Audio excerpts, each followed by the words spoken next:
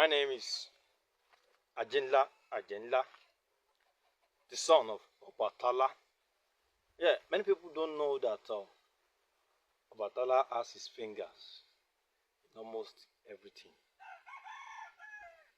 Taking the Obi for instance, you cannot feed an Orisha without casting the Obi. The Obi speaks the mind of the Orisha that is being fed.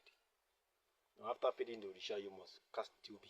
Obatala empowers the Obi, give him the authority, the power to speak.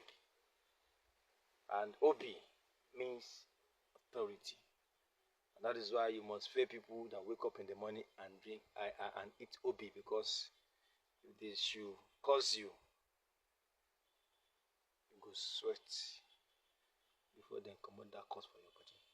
Yes, what I'm saying, after feeding of the Orisha to cast Obi, and many people think that Obi only speak in binary, yes or no. But the Obi is more than binary,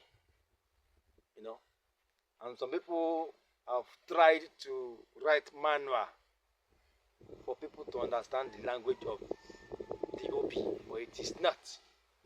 It is not possible for you to understand something by just reading books. I don't know. I don't have any book in my house. I've not read any book, Oduva book.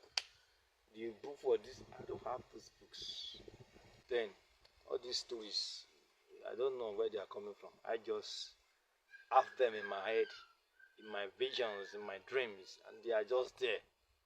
Now, if you want to speak the language of Obi, it's not by reading books. You have to be initiated. You have to be one with the energy that comes from the universe, cosmos.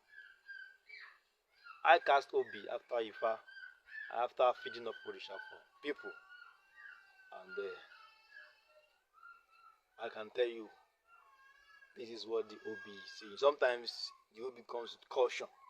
Sometimes it's just, okay, yes, we are true with what we are saying.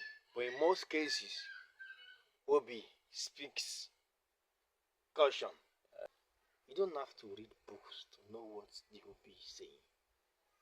You don't have to.